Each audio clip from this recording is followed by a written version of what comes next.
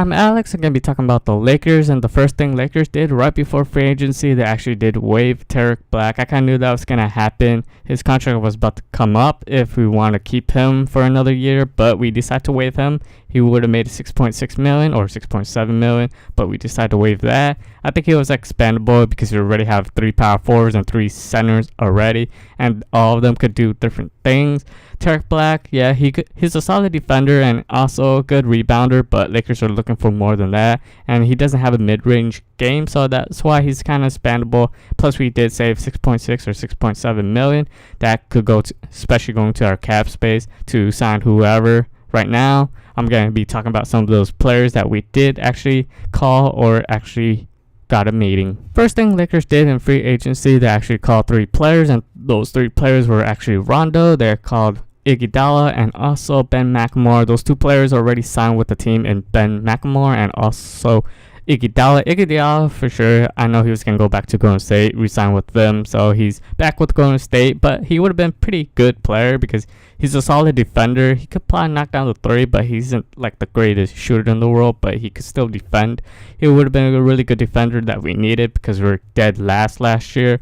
Then Ben Mclemore, he did shoot the 3 ball really well last year for the Sacramento Kings. I think he could fit in really well with Luke's system as well, but he decided to go with Grizzlies. I don't think we were even going to get him because of not money-wise, but I think contract-wise, because he probably would have want more than just 1-year deal, so that's why we didn't get Ben Mclemore. I think he could have fit in well with the Lakers. And Rondo right now, I still have a question about him because of the last couple years, especially with the coaches issue, but for me, he could be a good mentor to actually launch the ball. That's why Lakers are probably trying to get him, and he's not the shooter that Lakers are looking for because he's not a good shooter.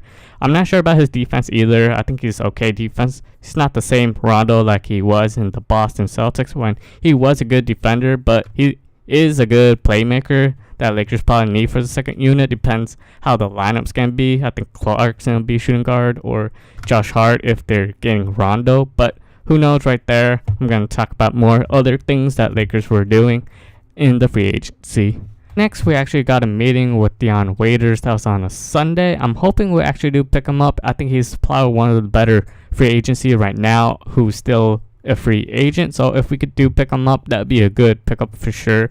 He did really amazing last year with Miami Heat. The only problem was he was actually not healthy last year. He was injured a lot, so he didn't get to play that much games. He played about 40 or something games last year. If he does stay healthy with the Lakers, I think he could be a really good spot-up shooter for them. And he did shoot the 3 ball pretty decently. That's the thing we didn't have last year. Our 3-point shooting wasn't great. So if we get these kind of 3-point shooters, that'd be amazing. I think majority of the money is going to go to Dion Waiter if we actually do sign him to a 1-year deal. So that maybe takes out Rondo for sure if we do get Dion Waiter. After meeting Dion Waiter, a couple of days later, Lakers actually met up with George Hill and we were discussing a 1-year deal. George Hill was actually an unexpected one because I was thinking he was going to look for long-term and a lot of money as well. But, I'm happy Lakers actually did get a meeting with him. At least we did actually talk with him. But he decided to actually go with Sacramento Kings. He signed 3 years, $57 million. He got that money because $19 million per year. That's a lot of money. Lakers didn't have enough money for that. I think the money range wasn't right.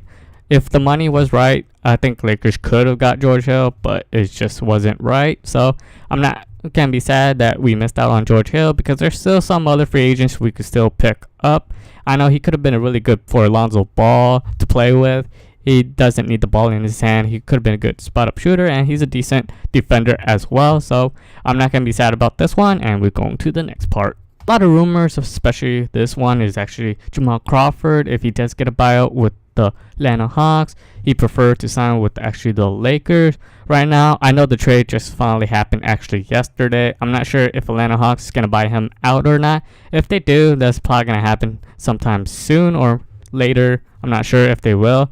If he does stay with the Atlanta Hawks, I'll be fine if we look for someone else instead of just looking for Jamal Crawford. I like Jamal Crawford, but he just doesn't fit the style that we're actually trying to play. I know he is a ball stopper. That's not a player Lakers really want on the team, but off the bench, he'll give you enough points. He's another like Lou Williams that'll give you enough points, but he'll probably do nothing else. He's not the greatest defender, but he'll put the ball in the basket and give you a decent amount of points. He could give you 18 or 16 points per game. That's for sure for Jamal Crawford, but he won't do anything else. So maybe this could be a solid pickup, but not the greatest pickup that I'll probably like. But, you know, I always like Jamal Crawford scoring ability, but nothing else. After getting a notification that Dion Waiter is actually finalizing a deal with the Miami Heat, so there's another guy off the board for the Lakers. So Dion Waiter's going to Miami Heat. I was considering either he's going to go to the Lakers or Miami Heat. I think Miami Heat has a better chance actually making it to the playoffs as well. So good luck to him with the Miami Heat. So Lakers probably at most likely right now. I think Rondo is probably the most likely one that Lakers gonna sign now, especially with Dion Waiters going to the Miami Heat. I know there's other free agents Lakers could be looking at. There's still a lot of free agents, a lot of point guards and shooting guards still on the board right now, and they can still get some of those players as well. They could probably do some meetings with some of those players. So Dion Waiters is finally off the board. So kind of knew this was going to happen with the Lakers because they're only giving out 1-year deals, but other players probably want more than just 1-year deal. They want long term because they don't want bounce team to team every single year. Lakers could have had all of this cap space, all they wanted, but Lakers decided to actually go with Luol Deng and Timothy Mozgov on a huge contract because that was Jim and Mitch thing, and they got fired for that and probably other reasons as well. But that's probably the thing I would have fired them a lot quicker. And those are two players you signed as the beginning when free agency barely started last year, and those two guys were the guys you're gonna get. That's playing bad because you could have got some probably other better players for that kind of contract and could have done way better than Mozgov. And Luol Deng last year was just playing bad. I do like Luol Deng, but he was just playing horrible last year for some reason with the Lakers. He's always been a solid player, but only way to get rid of him if he retires. And we got lucky to get rid of Timothy Mozgov, but we had to get rid of one of our younger players in Russell.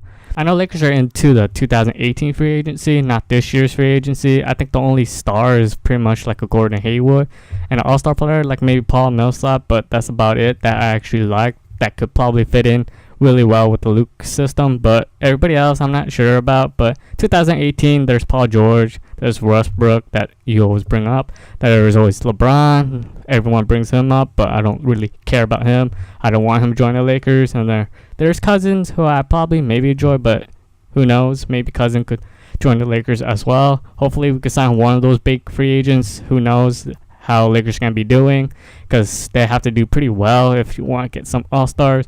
I know it's not going to take like this one off season to change the whole Lakers team. I know there's going to take a couple seasons or some couple off seasons actually to change this Lakers team to be a better team for sure. I know people complaining they want a win now mode, but you know, you're going to have to get rid of some players and you're going to have to keep some of the players, and hopefully some of these young guys do really well because Summer League is actually starting in 2 more days on Friday, so I can't wait to watch that. And I'll see you guys next time. Hope you leave a like, subscribe some more for Lakers talk, and I'll see you guys next time.